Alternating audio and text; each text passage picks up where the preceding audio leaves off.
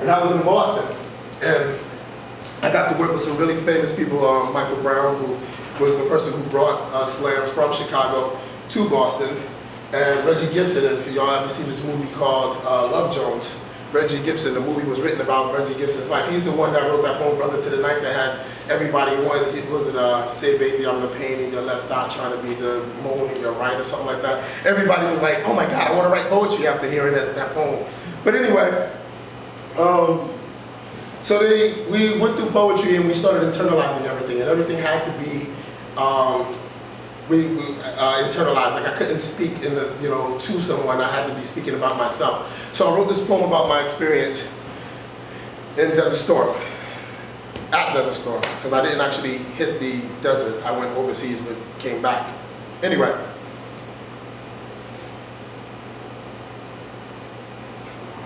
I was around the first time this war was fought. The first time we sought to destroy Saddam and came apart, I volunteered to smear Arab blood all over Iraq. Never mind that democracy was intact in the United States.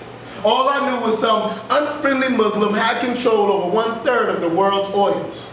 Newscasters cast the views of us going to liberate captured people, but those of us trading in greens for Desert Army fatigues knew that what we were liberating was a higher evil, but most of us didn't care, because most of us were soldiers, brought up in basic training, singing in cadence a confession of our reality. Who do I kill? I'm going crazy. Who do I kill? Eat a burnt baby. And I must have been crazy, repeating that mantra every morning, running 5 miles, conditioning body and mind to kill. It became such a feeling of hate, making sand nigger and camel jockey jokes, and could care less if Muhammad Ibn Shakur's feelings got hurt, and he was born in this country. The army changed our basic cadences from Germans, Japanese, and Vietnamese to murder Iraqis, and I was ready. Dehumanized, my mother and sister said there was something different in my eyes. I was ready. I, without question, could put an Iraqi target in my sights and take his life.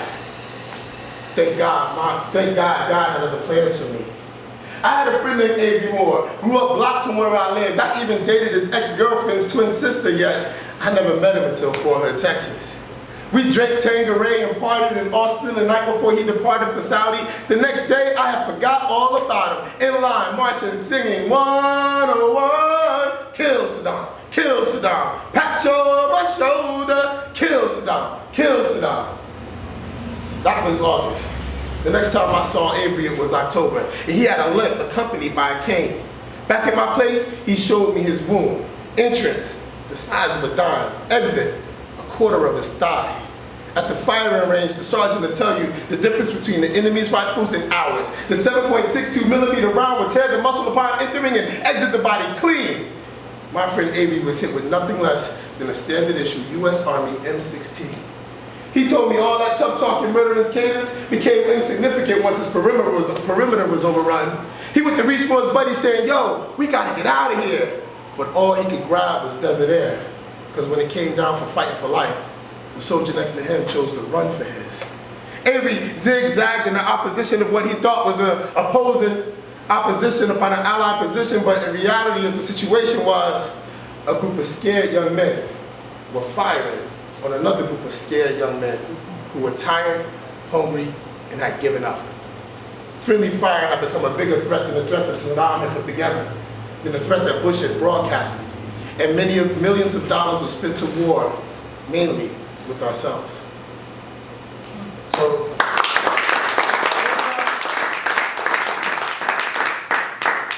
I ended up becoming the Lizard Lounge Poetry Slam King 5 times.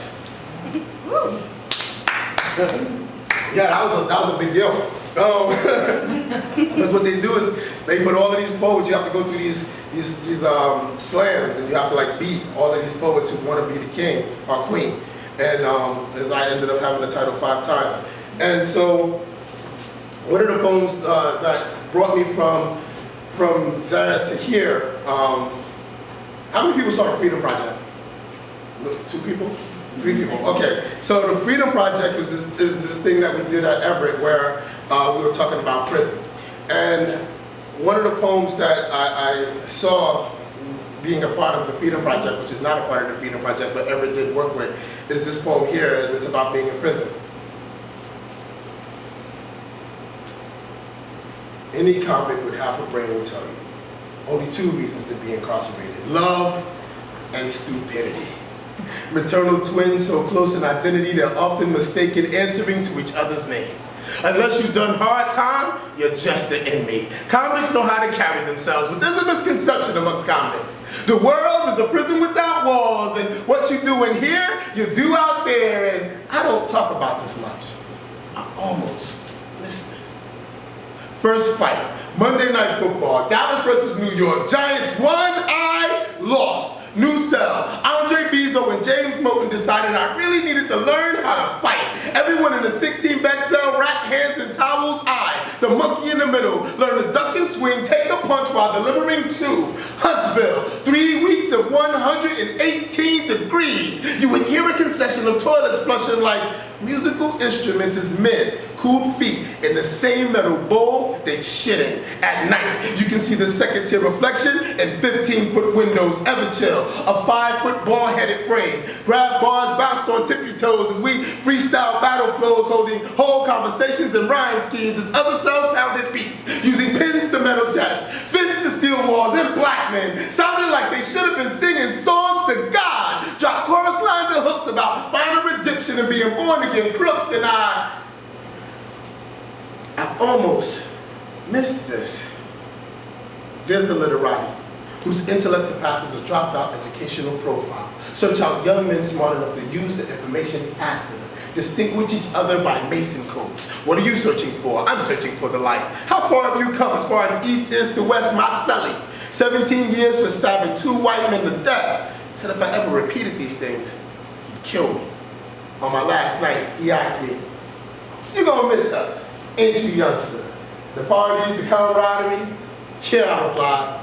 "You know what institutionalized is, youngster? The prison without walls isn't the world outside, but the world of your mind. It's the idea of possessing things you don't own. Walk into a classroom, calling a desk yours. Hustle on the block, you call it yours. They assign you a cell, and you call it yours." How do you fight an idea, youngster? Especially one that's ingrained in the psyche as institutionalization. With another idea. Don't ever miss this, youngster. Don't ever miss us fight that idea. Because if I ever see you in here again, I'm going to make you my bitch. I'm going to sell your ass for a moon pie. Make you a product of this institution. And I don't talk about this much. I usually say, I was locked up for my love of stupidity. But if you persist, I'll let you know. It's really a bad idea. So I'm sitting in the car with Reggie Gibson. We're in Dorchester, it's 3 in the morning, and me and him are just sitting out there talking. And Reggie's from Chicago. He's like this slick talk in Chicago. If y'all ever seen, like, it's so cliche that I'm gonna say this, but like this, the black slick talking Southside Chicago guy who's just like his S's and his body moves like the same time when he's speaking. You know, like what was it? Uptown Saturday Night, Sidney Poitier, and the other guy who we're trying not to remember right now. Yeah. So Reggie was talking to me. And he's like, "Man, you know, if I was an alien and I had to like judge the fate of the world." Shit. I am so sorry. It's okay. It's not okay. Really not. All right. So, yeah, if I was an alien, thank you. So, so if I was an alien and I had to like judge the world, man, and like, you know, I came from outer space and I wanted to see what the world was like, and I just went to a poetry slam and had to judge like what to do with these humans just by the content of a poetry slam. I put everybody out of their misery. Because all I hear in poetry slams is people complaining about how bad life is. So like, yeah, you got a good point. And so he's like, you know, if you want to set yourself apart from everyone else, you want to be different, talk about what's right in the world. You know, be positive, have a positive message. So I started for that night. You know, the funny part about it is, as we're sitting in the car in Dorchester, a cop walks up to the car and knocks on the window, and it's like, we were sitting in front of the house where I live, and he's like, "Yeah, we got a call of suspicious behavior." He's like, "Yeah, we're talking about poetry. This is pretty suspicious."